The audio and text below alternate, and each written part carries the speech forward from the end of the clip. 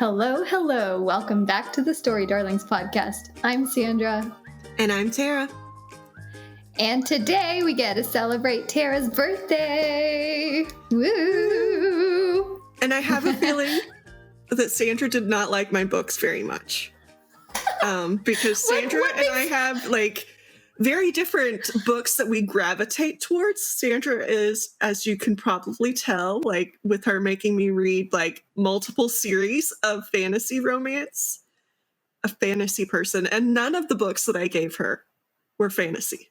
True, but also I think for me personally, I've been getting burnt out from fantasy romance lately. So I've actually been gravitating more towards contemporary romance and just women's lit. But I don't know. I feel like whatever you enjoy reading is just kind of a reflection of the things that you need to cope with different things, you know? Yeah, I like that point because one of your comments to me about I didn't say it was a cozy book, okay? I just said it's one of my go-to books when I just need a dumb read, right? I don't have to pay attention to anything. But it is very much an emotional suffering book. And I mean, all but Sariah, I think, are emotionally suffering books. And I guess I gravitate to emotional suffrage. Because I noticed that when I was giving you those, I'm they're all in some way going to make you suffer. Right. And and I told Sandra after she made a comment that I like that book because it makes me feel better about my situation. It'll all end up okay because it did in this book. Right. Yeah. And there was a lot of shit that happens. Right. And so I think that like you just said, that is something I need to be I'll be okay. At least I'm not as bad as that character. I'll give you that. And I will also accept, the responsibility for misunderstanding because you did say it was your go-to feel-good book. And so for me, when I think of feel-good, I'm oh, cozy, nothing's too serious. And it's more of a book that I feel seen than, oh man, my life is 100 times better than the bullshit going on in these people's lives. But I definitely had that moment while I was reading this book where I was I looked at my phone and I opened up our chat, our text message, and there was a point where I wanted to be should I be concerned? Are you okay? I feel you should. I feel I'm not okay because I use these books as hey, feel better about yourself. You're not this far gone. But if you were just tuning in, so Tera and I have been talking for a few episodes now, how since her birthday month is May, it was time for me to read a handful of books that are either her favorite author, her favorite title. And so Tera picked Ruthless Knight by Ashley Jade. That's the author. She also goes by A Jade. So if you see an A, period Jade, that is the same person. All of her books have that something happens in them. And I guess as I was giving you these books, I gravitate to that. I want somebody to suffer. I'm sure someone listening out there has read Colleen Hoover books, but this had more drama than a Colleen Hoover novel, which is saying something. And it was a long book too. Typically a romance kind of book, especially just a contemporary romance, is not going to be that long, but this was over 600 pages. And Sandra, that one, I would say out of the 3 books or 4 books that are in that series, because I think the last one's kind of a double book, that is the least drama that those books have. Oh my God. I can't even imagine. There's a lot of drama in the other books too. But anyway. Yes, so Ruthless Knight by Ashley Jade, or A Jade on this title, and then The Chemistry of Love by Sariah Wilson. So I'll say you were you could pick anything. So I made sure to do my homework. And I was okay, what's something that's going to be lighter? And yeah. So I will say that Sariah Wilson is probably my cozy author. Okay. Like, it's just a little bit of comedy in there. Like, when I'm feeling good about my life and I want to just laugh, like, those are the books I gravitate towards. And all of hers are very similar in that way. Like, there's just like not a lot of thinking and they're funny. Mm-hmm. I picked The Chemistry of Love because she's a cosmetic chemist in the story. And it reminded me of like Azzy Hazelwood. I don't know if you've read any of her books, but she does a lot of like STEM centered women. And it's always like really funny and light and fluffy type of thing. And so I was like, oh, this kind of sounds like Allie Hazelwood and a mix of like Lynn Painter or something. So The Chemistry of Love, which it was cute. It was cute. And I like the premise of the story, which is like the fake dating trope. Mm-hmm. Have like the two brothers and she's like in love with one, but the other one who's like CEO of the company, Marco is his name. Who's actually a dork at heart like she is. So she has a couple that are based in like a royal setting, which are really cute too. It's very much like, what is that movie by Vanessa Hudgens, where she goes the baker on Christmas and she goes this like small I know what you're talking about. And like gets mistaken or whatever. This chick doesn't get mistaken, but it's like the prince falls in love with this, regular person and, hilarity ensues. I think you need to read more of these kinds of stories, Tara. I do have some on my Kindle right now, so. Okay. And then the third book, Tara was like anything by Abbi Glines. So it's like, okay. So there was one, I'm pretty good with angsty kind of stories. Mm-hmm. And there was like a second chance romance called About Tomorrow that caught my attention. I was like, okay. And I stayed up really late reading that one. I enjoyed it. I was about to be super pissed off at the end when something very drastic happened. Who are the characters in that one? Because I don't remember that one. We have Sailor Copeland and then her twins, best friends growing up, Creed, Sullivan, and Cora. And Cora committed suicide when they were like 16. And she was with Creed, like Sailor and Creed were together when they were teenagers. Mm-hmm. And then that happened and he just like stopped talking to her. They broke up. And then it picks up 6 years later when Creed is like the friend of her boyfriend's roommate now. So I like that kind of like second chance, childhood sweethearts. And then he's of course like this sexy musician. And so there's like some funny jealous scenes and stuff like that. But it was cute. There is kind of a spinoff of a series she has that is very similar to that, if you like that vibe. So I'll send that your way too, because it's kind of that second chance. Mm-hmm. Look at love. Mm-hmm. I do love the second chance. One of the things that always bothered me about like past relationships and stuff, just generally speaking, is like when you first meet someone, right? And you find them intriguing and you're just like completely just like all in and you think about them all the time and every little thing they do is just so fascinating. This is before every little thing they do is like fucking annoying to you. Yes. Like everything is just so dreamy and romantic and intense. And then like you saw reasons for being with that person. Like you genuinely thought they were interesting and smart or funny or whatever. And then for whatever reason, the relationship ends. It always has felt like such a bummer to me that you're no longer able to have any kind of friendship or any kind of acquaintance with them because it feels like such a loss of the time that you spent with them. You know what I mean?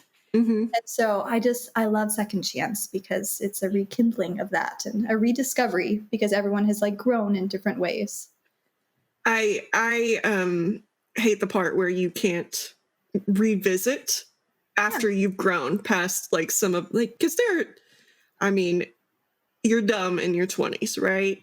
Oh yeah, you're a child. Some of the things that you do in your 20s, you're not super proud of, or some of the relationship you end, things like that. And it, like, I love that, being able to go back and be like, I screwed up, or you screwed up, or whatever. and like with the growth that happened. Yes. Like, I love the idea of being able to talk to your ex and reflect on that time together, like what each was going through internally, and just like being able to talk it out like in an adult way with no expectation or anything, just like further looking inward and being able to share that. Well, and that can help you grow if you can have that kind of a relationship too, because if you understand their point of what they saw you doing, which may not be your point because you're living in your own little like, no, I'm not the villain of the story, you are. But if you can have that conversation and, you know, really communicate about, you know, why you were the villain in their side, and, you know, it can help you grow. Yes. And become less villainous. Or embrace it. I don't know. Whatever you want to do. Whatever makes you happy. Yeah.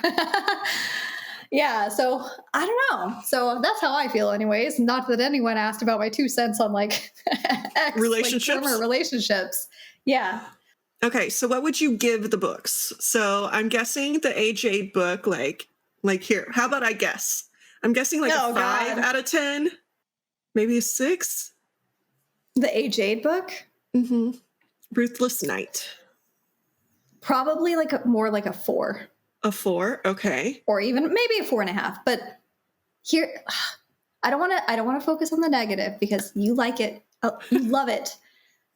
My only problem was I had a hard time. Like, there was so much fat shaming. I felt bad for the protagonist. Like, she was getting fat shamed from everyone around her. Her mom, her dad, like her boyfriend guy that she had a crush on, who was a dickhead. And like, I had a really hard time liking him. Like, I think that was the point, though, is to show like you just said, in those relationships, when you start, you don't see their flaws, right? Like, she had such a big crush on him that like she didn't see his flaws. Whereas us as readers were like, what the fuck? Leave him alone. Like, don't get into this relationship. And he was just a straight bully. Like, everyone was a bully to her. But then you saw her growing as she was in that relationship and understanding his flaws. And I don't think she would have ever seen his flaws until like they got to the point of annoying the shit out of her because she was in this relationship with him. Right. So like, I think it was that rose-colored glasses before, you know, you got to the point of being past that stage in the relationship. So I think that that's what really like sinks in for me is, you know, a crush is a crush, right? Like, you're never going to notice the things that they do wrong. That's a good point.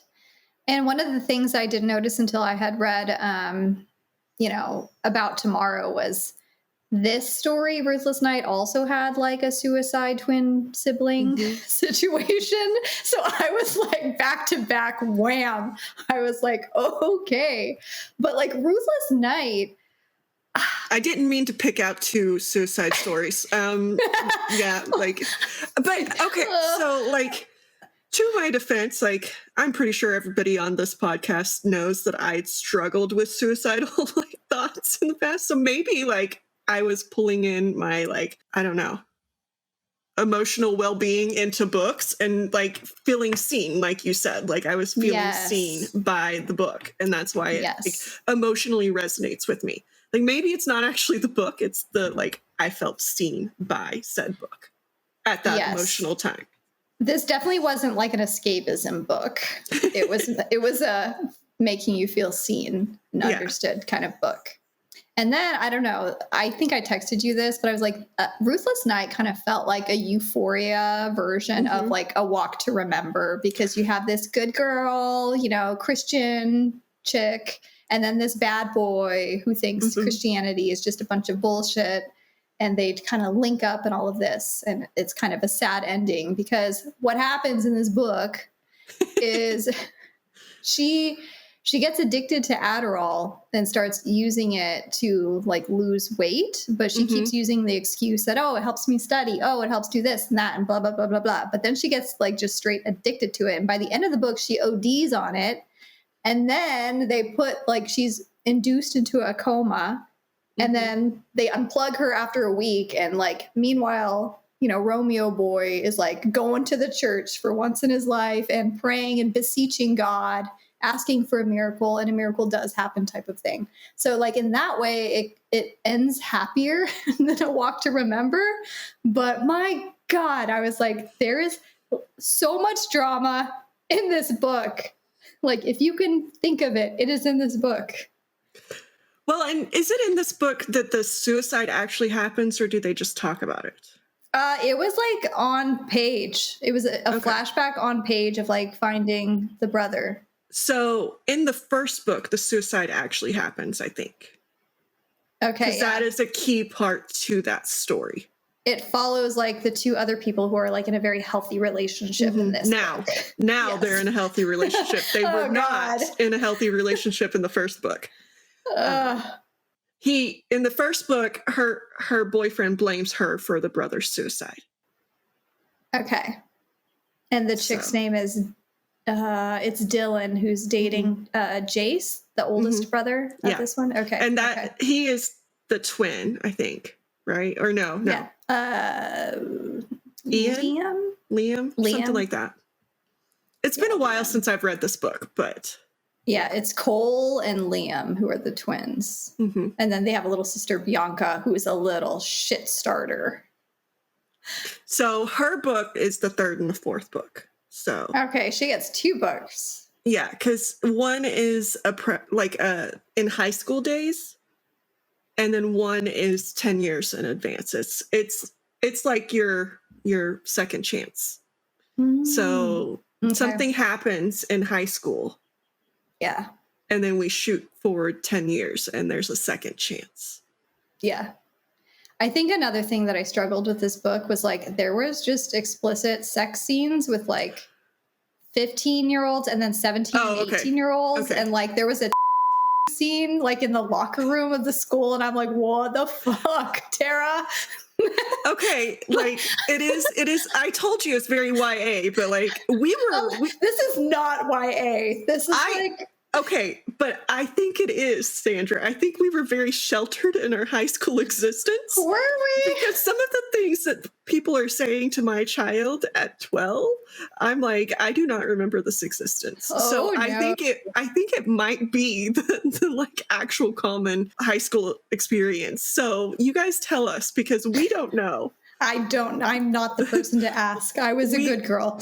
We did not know these things happened in high school, but like maybe you guys did. In every movie, you see like the high schoolers hooking up in the classrooms or whatever. And so I think it might be more predominant than we knew. So it's not just like parody? So, but yes, it did feel much older. And so like in my mind, I made them a little bit older, I guess. Like maybe I was thinking like college as opposed to high school, but I think that was also like, not wanting to believe this happens in high school. Yeah. But another series that we both read and enjoyed was After, and there's a lot of drama that happens across that entire series, but you're right. They were aged up, like they were in college, not, sophomore, junior, seniors in high school. But you do see like even in the Summer I Turned Pretty, like they're high school aged. And there was some shenanigans. That's also an author that's an Asian author. And so she writes Asian characters, which I loved. But yeah, so in my head, I envision them as college age kids because, it does get kind of weird envisioning a 15-year-old doing stuff like that, especially when I have a 12-year-old. You're like, I'm going to keep an eye on my daughter. I mean, just from personal experience, I never had sex until college, but definitely was sexually harassed when 8th grade. So what are you, like 12, 13? Yeah. Did you understand that you were being sexually harassed though? Like at that time? I knew that I was deeply uncomfortable and that it affected me after. Like I was super self-conscious about how I dressed after. Yeah. Like, you're leaning in my ear during history class when it's dark and we're supposed to be watching Glory, and like you're whispering in my ear right now how you like, what's up my skirt. It's like after that you're thinking about, I don't want to like wear something too short or too tight anymore. Yes.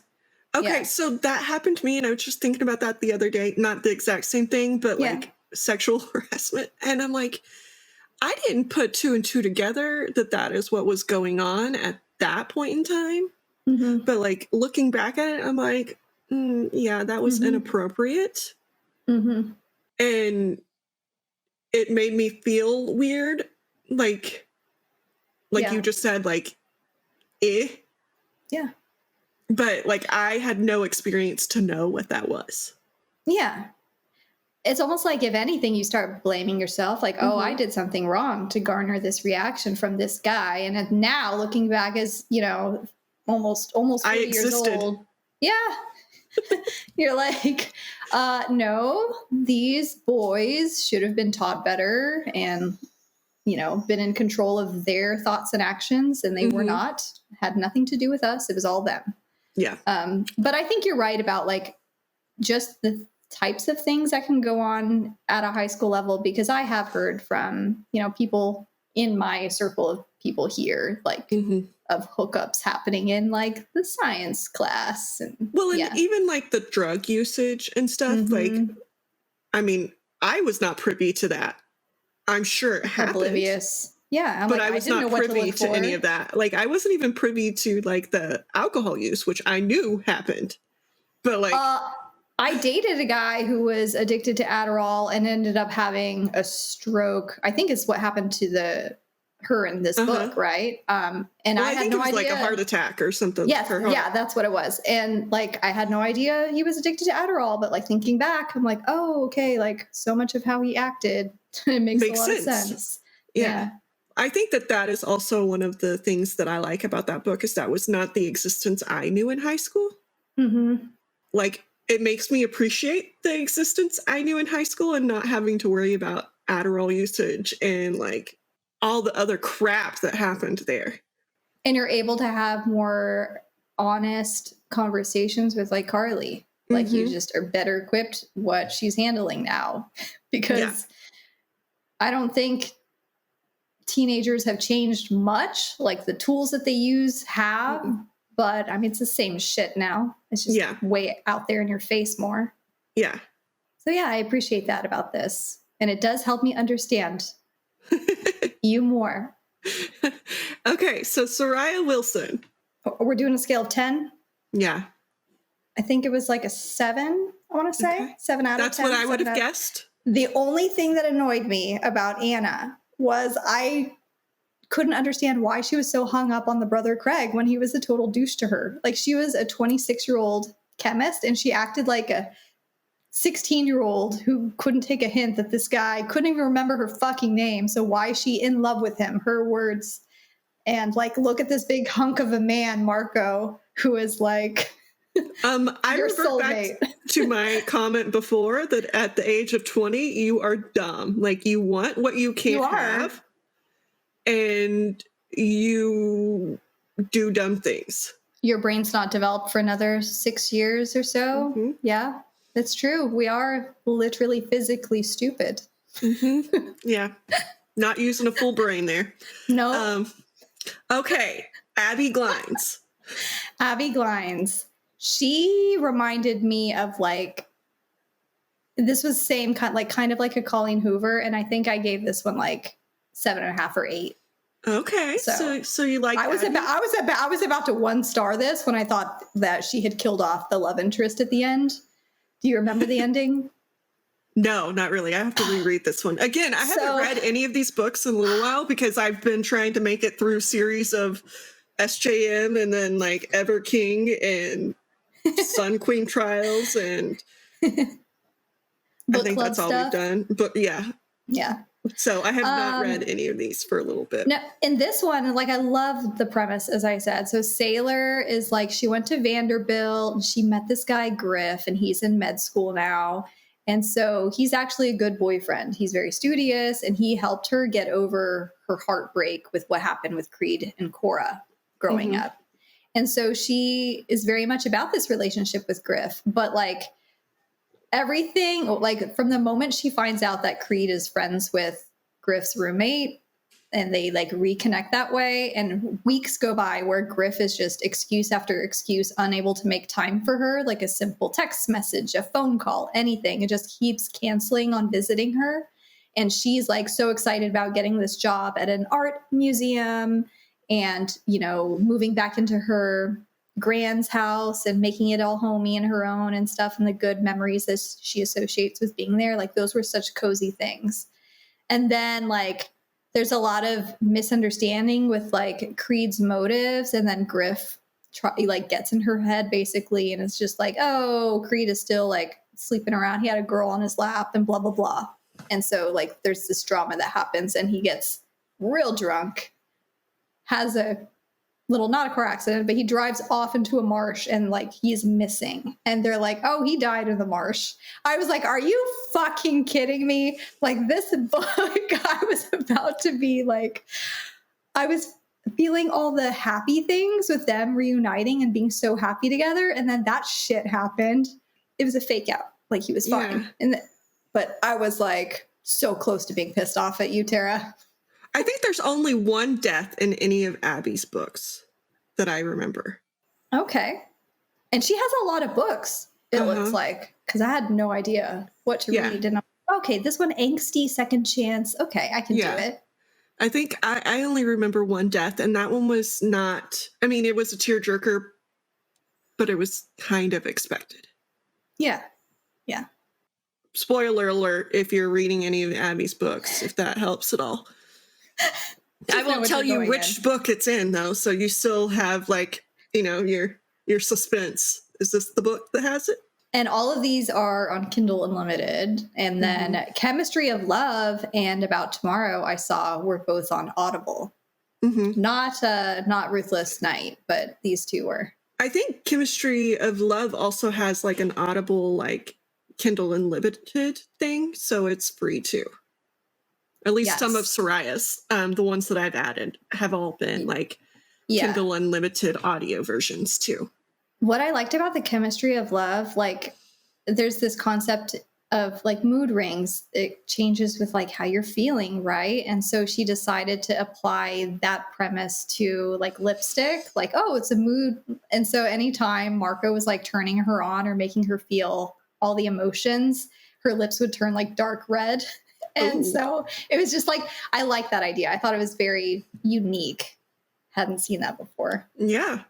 It was cute and funny. There was a lot of like D&D and Star Wars humor too. Like you said, the STEM books, like those were ones that I wanted to read. Yeah. And so that sounds very much up that alley of. Yeah, because you're a STEM girl. But yes. So I read these pretty quick too. Like I read these last two really fast. I feel like I was up late for both of them. Just turning the pages. Clicking my Kindle button. Like I'm reading fast. Well, I hope you guys enjoyed our little bonus episode outside of our book club of the books that I forced Sandra into reading. And learned new things about myself through her reading of these, because I did not I knew I liked them for some reason, but I did not fully understand some of the reasonings maybe behind me liking them. I feel like I've gotten a better sense of like what you're looking for in being seen and understood. So that you're not alone. There's other people out there that like write these stories, and obviously they had to have had some kind of personal experience to be able to write about it, right? Without going into they're still fiction books, you know, like it's not so far down that rabbit hole of like bad thoughts and things that it pulls you deeper. So yes, they're more hopeful for sure. Yeah. And by the time this episode airs, you're going to be doing your first big thing in your brand new year. You'll be abroad.